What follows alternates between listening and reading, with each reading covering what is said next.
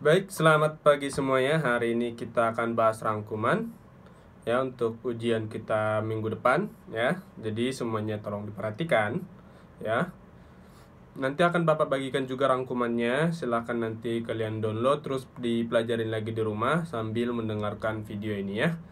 Baik, kita mulai dari KD 3.1. Nah, poin yang pertama, lempung terigu merupakan adonan dari tepung ya.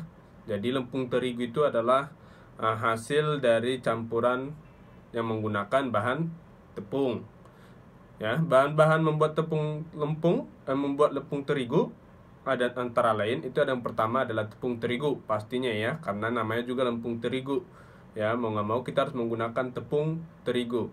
Kemudian itu ada bahannya garam, kemudian minyak goreng, kemudian air hangat, dan bahan yang kelima itu adalah pewarna makanan. Jadi kalau misalnya kita mau buat lempung terigu ya, kita memerlukan kelima bahan tadi ya. Itu ada yang pertama tadi ada tepung, kemudian ada garam, kemudian ada minyak goreng, kemudian air hangat, dan pewarna makanan ya. Pewarna makanannya bisa warna apa saja ya. Kemudian lempung terigu itu termasuk bahan yang lunak ya, karena dia itu mudah dibentuk. Jadi ketika kita ingin membuat suatu karya menggunakan lempung terigu itu sangat mudah, karena bahannya lempung terigu tersebut itu termasuk salah satu bahan yang lunak ya. Bahan lunak mudah dibentuk menjadi karya 3 dimensi. Misalnya contohnya itu bisa membuat hewan, membuat manusia, ataupun bahkan membuat buah-buahan ya. Kemudian poin yang selanjutnya, kertas yang direndam di air dan dihancurkan akan menyerupai bubur ya. Bubur kertas merupakan bahan lunak juga dan dapat digunakan untuk membuat karya 3 dimensi ya. Jadi selain lempung terigu, kita juga bisa menggunakan bahan lunak lainnya untuk membuat karya 3 dimensi. Contohnya tadi itu adalah bubur kertas ya. Nah, di rangkuman kalian ada gambarnya juga, ada contohnya, silahkan nanti dilihat ya. Kemudian bahan-bahan untuk membuat bubur kertas antara lain, yang pertama adalah beberapa lembar koran atau kertas apapun ya. Boleh koran, boleh majalah bekas ya, atau misalnya buku-buku yang sudah bekas yang sudah tidak terpakai ya. Kemudian bahan yang kedua itu adalah lem kertas atau misalnya lem kayu juga boleh ya. Kemudian air secukupnya ya. Jadi nanti kertasnya akan dibasahin dengan air ya, kemudian di kertas tersebut dihancur-hancurin, kemudian nanti akan kita campurkan dengan lem kertas atau lem kayu tadi, maka nanti akan jadilah yang namanya bubur kertas ya. Nah, di rangkuman kalian itu juga sudah ada contoh-contohnya ya. Contoh karya yang terbuat dari bubur kertas itu ada figura, kemudian ada hiasan dinding, ataupun misalnya hiasan yang berbentuk hewan ya. Kemudian tanah liat termasuk bahan lunak juga ya. Jadi selain lempung terigu tadi, kemudian bubur kertas, ternyata tanah liat yang merupakan bahan dari alam itu juga dapat dibuat menjadi sebuah karya seni 3 dimensi ya. Karena tanah liat juga termasuk salah satu benda atau bahan yang lunak ya. Kemudian kita ke KD 3.2 ya.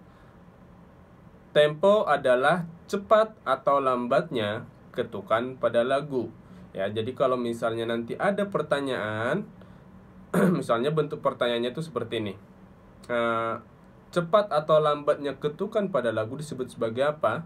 Nah, jawabannya adalah tempo ya. Jadi tempo itu adalah cepat atau lambatnya ketukan pada lagu ya. Jadi sekarang kalian sudah nggak perlu bingung lagi ya.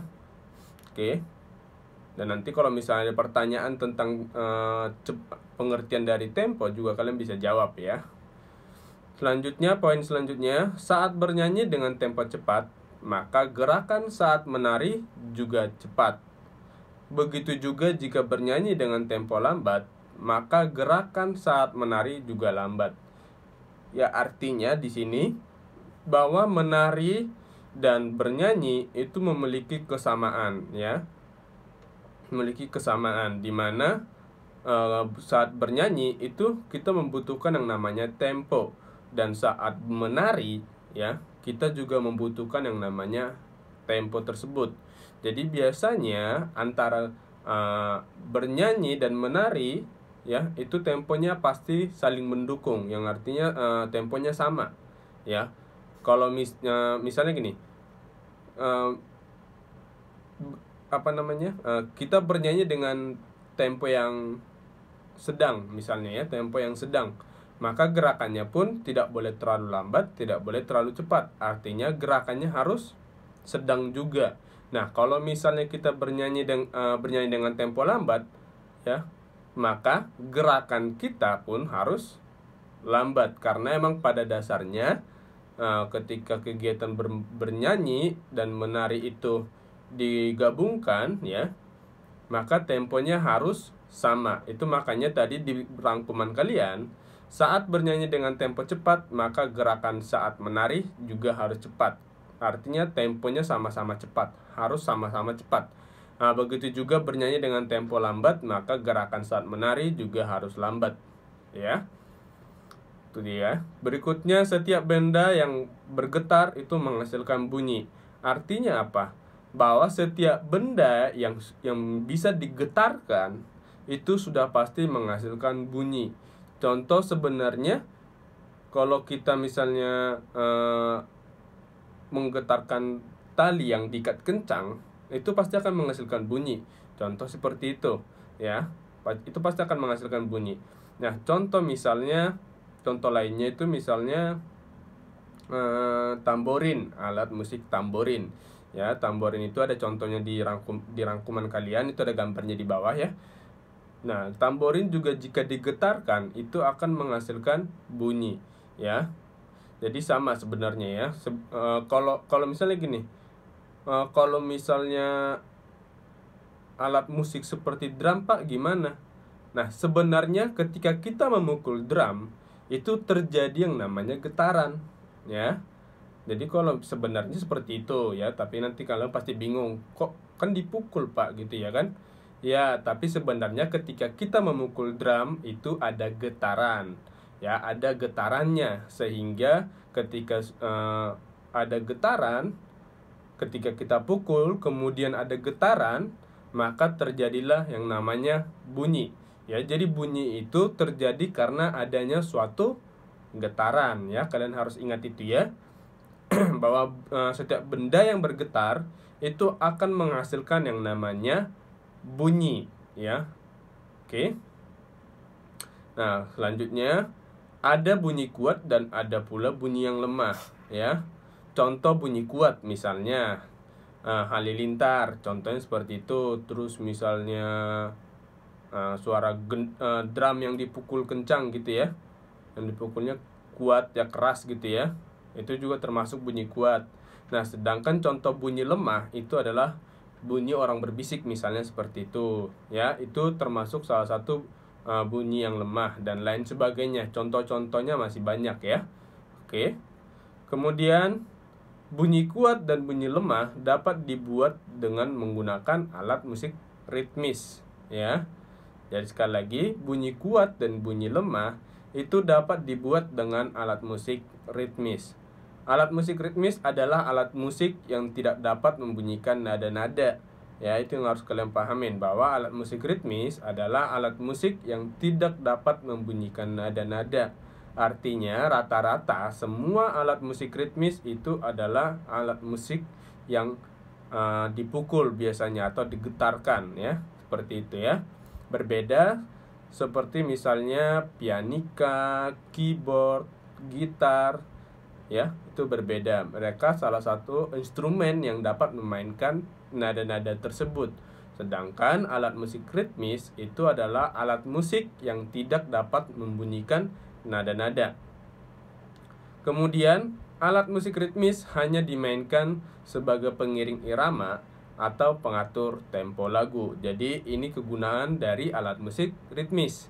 Ya, kalau misalnya ditanya ada fungsi alat musik ritmis itu sebagai apa saja? Itu dapat sebagai pengiring irama atau bahkan dia berfungsi sebagai pengatur tempo lagu, ya. Kemudian contoh alat musik ritmis ya, itu satu ada di rangkuman kalian, gambarnya juga ada. Itu ada tamborin, ada maracas, ada triangle, terus misalnya ada contoh lainnya, ada drum, ada gendang ya. Masih banyak lagi contoh-contohnya ya. yang penting kalian paham dulu alat musik ritmis itu artinya apa, fungsinya buat apa, contoh-contoh sebagian contohnya itu alat musik apa ya. Jadi itu tadi ada contoh alat musik ritmis ya. Itu yang pertama ada tamborin, maracas, kemudian ada triangle ya. Kemudian kita masuk ke KD 3.3. Poin yang pertama itu gerak tumbuhan dapat kita tiru.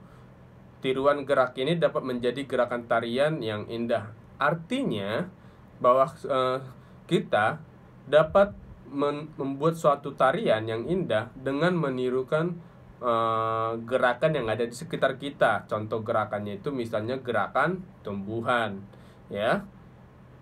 Itu maksudnya ya. Jadi kita dapat meniru gerakan tumbuhan atau gerakan yang ada di sekitar kita dan membuat gerakan-gerakan tersebut menjadi suatu gerakan yang indah. Kemudian saat meniru gerak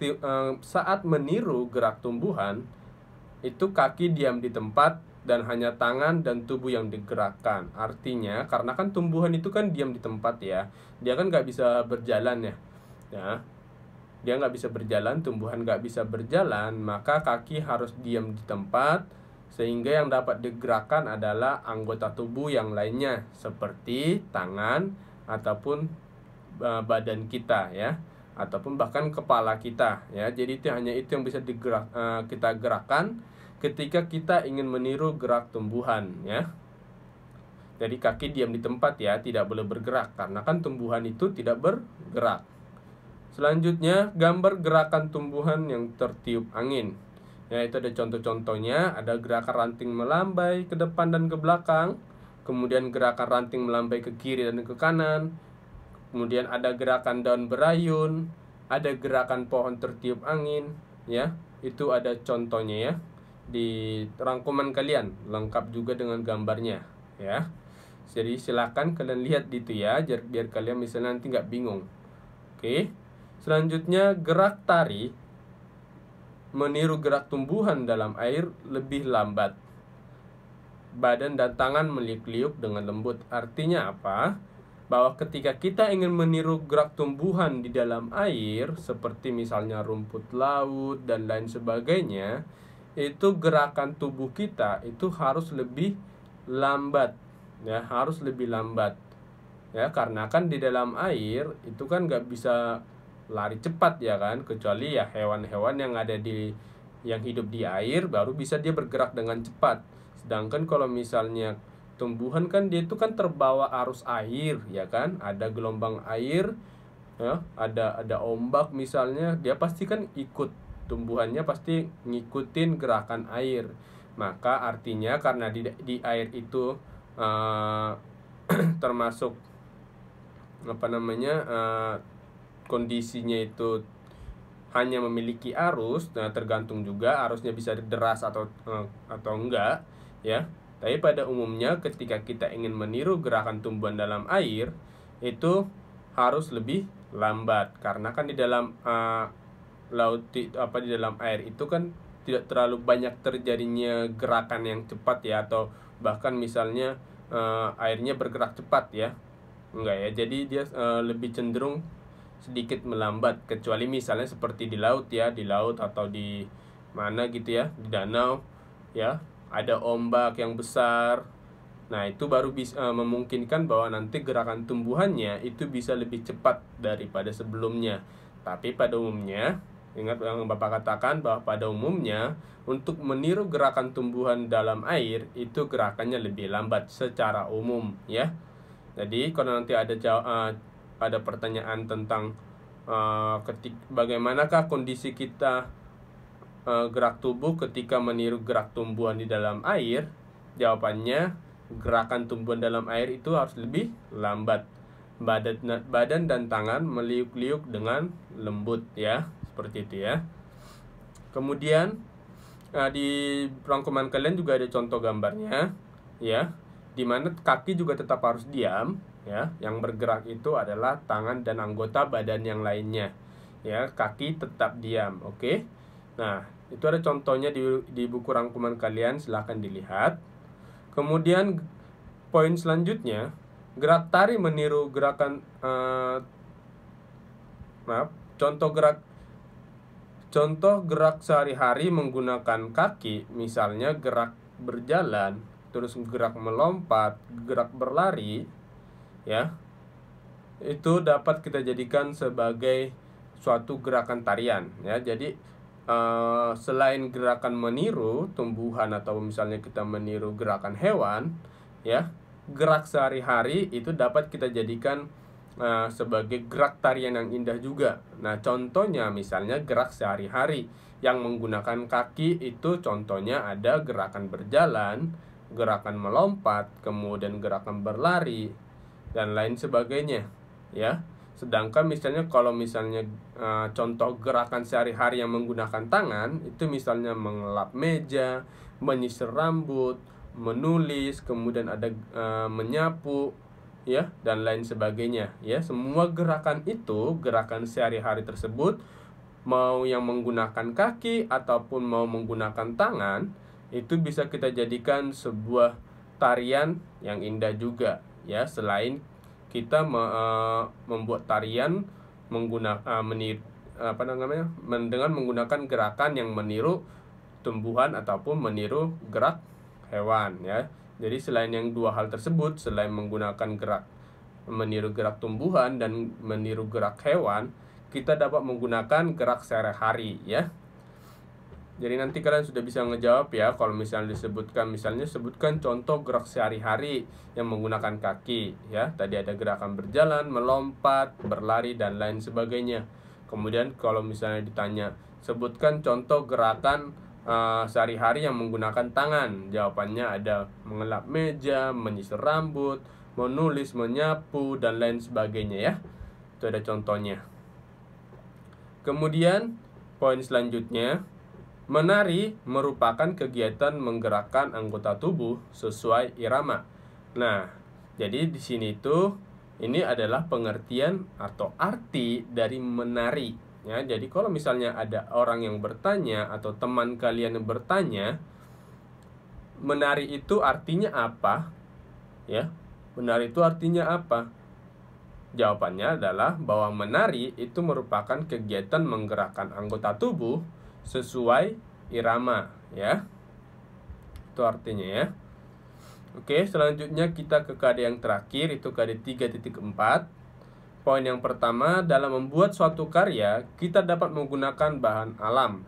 Contohnya dari kulit telur, kulit jeruk, dan bahan alam lainnya, ya. Kalian sudah tahu pasti, ya, pernah kita bahas juga di semester sebelumnya, ya. Sebelum-sebelumnya kan kita sudah pernah bahas, kita pernah pelajarin bahwa bahan alam itu adalah segala sesuatu yang sudah disediakan oleh alam atau bahan-bahan yang terdapat di alam. Ya, itu artinya bahan alam, ya. Sedangkan bahan buatan itu adalah bahan yang diciptakan oleh manusia, ya, atau bahan yang dibuat oleh manusia itu sendiri, ya. Jadi ini ada contoh bahan alam yang dapat digunakan untuk membuat suatu karya. Contohnya kulit telur, kulit jeruk, terus kulit manggis boleh, dan lain sebagainya. Masih banyak lagi contoh bahan alam yang bisa kita gunakan, ya. Ranting pohon juga termasuk salah satu bahan alam, ya, karena kan ranting pohon itu kan berasal dari pohon, di mana pohon itu salah satu bahan yang tersedia di alam, gitu, ya. Nah, selanjutnya itu ada lanjutannya lagi, bahan alam tersebut dibersihkan terlebih dahulu sebelum digunakan. Berikut ini contoh karya yang terbuat dari bahan alam. Itu ada contohnya, Bapak berikan bingkai foto yang diberi hiasan dari kulit telur. Jadi pinggir-pinggirannya itu ditempelkan kulit telur, ya. Boleh nanti misalnya setelah kulit telurnya ditempel, kalian boleh mewarnai sesuai warna kesukaan kalian, ya. Jadi dalam membuat suatu karya tidak harus menggunakan bahan buatan manusia juga. Kita juga bisa memanfaatkan bahan buatan dari bahan yang berasal dari alam ya. Jadi bisa tidak hanya menggunakan bahan buatan, tapi bisa juga menggunakan bahan yang berasal dari alam ya. Selanjutnya, poin selanjutnya itu benda yang sudah tidak terpakai dapat dibuat menjadi sebuah karya kerajinan. Nah, ini benda yang sudah tidak terpakai ini termasuk bisa dikatakan bahwa ini adalah benda-benda yang sudah bekas ya. Artinya kita sudah tidak memerlukannya lagi. Tapi benda yang sudah tidak terpakai ini atau benda bekas ini itu bisa juga kita jadikan sebuah kerajinan ya jika kita mengolahnya dengan baik. Ya, misalnya bulu ayam. Ya kan, kalau misalnya kita mau masak ayam kan itu kan bulunya kan harus dicabutin ya dari ayamnya. Atau misalnya kalian kenal kemoceng ya. Kemoceng itu alat pembersih yang terbuat dari bulu ayam ya. Artinya bulu ayam itu juga bisa kita gunakan sebagai hiasan ya. Jadi biar nggak sayang ya, dicopotin ya kan, diambil dari ayamnya kemudian terus dibuang bulu ayamnya, sayang ya kan ya. Jadi bulu ayam itu juga bisa digunakan menjadi suatu karya kerajinan. Contohnya sebagai hiasan kunci gantung ya, gantungan kunci ya, sebagai hiasan dari gantungan kunci, ataupun misalnya dibuat sebagai hiasan pada kalung, atau bahkan misalnya bisa kita gunakan sebagai pena ya, atau bolpen yang terbuat dari bulu ayam ya. Ada yang seperti itu. Zaman dulu orang menulis menggunakan bulu ayam sebagai media untuk menulis ya. Jadi pensilnya atau bolpennya itu terbuat dari bulu ayam ya. Nanti dia biasanya dicelupkan ke tinta. Di zaman dulu itu dia dicelupkan ke tinta, kemudian baru bisa digunakan untuk menulis. Nah, jadi sebenarnya banyak bahan-bahan bekas yang bisa kita gunakan ya. Contoh lainnya misalnya seperti botol bekas ya. Botol bekas bisa kita manfaatkan sebagai sebagai karya untuk botol minuman yang terbuat dari terbuat dari plastik, ataupun misalnya terbuat dari kaca dan lain sebagainya. Itu bisa kita manfaatkan misalnya sebagai pot bunga, atau misalnya bisa kita buat sebagai perahu-perahuan dari botol plastik, itu juga boleh ya. Zaman dulu Bapak SD itu pernah bikin seperti itu, membuat kapal tapi menggunakan botol minuman bekas ya. Jadi banyak sekali bahan-bahan di sekitar kita yang sudah bekas, atau barang-barang bekas yang sudah tidak terpakai di rumah, itu bisa kita jadikan sebagai bahan yang untuk membuat suatu karya ya. Jadi bahan yang bisa digunakan untuk membuat suatu karya. Daripada sayang kebuang ya kan, lebih baik kita olah menjadi suatu karya ya. Oke, kira-kira begitu materinya ya, materi tentang rangkumannya. Kalian pelajari rangkumannya supaya kalian bisa menjawab nanti di soal-soal yang ada di ujian ya. Kalian pelajarin di rumah. Nanti kalian boleh ulang lagi video ini. Kalau misalnya kalian ada yang bingung, silakan diulang lagi videonya, kan ada di YouTube videonya. Jadi kalian boleh putar terus ya. Kalian bisa putar terus kapanpun, mau dimanapun kalian bisa terus putar, karena kan videonya nggak akan hilang dari YouTube ya. Jadi silahkan kalian tonton lagi jika kalian ada yang kurang paham ya, kalian pelajarin lagi. Atau misalnya jika ada yang ingin bertanya langsung kepada Bapak, silakan langsung hubungin Bapak aja ya. Nanti pasti akan Bapak jawab apa yang ingin kalian tanyakan ya. Baik, kira-kira sampai di sini dulu materi rangkumannya. Silakan dipelajarin di rumah ya, supaya nanti kalian bisa mendapat nilai yang bagus waktu ujian nanti ya. Baik, sampai di sini materinya. Sampai ketemu minggu depan.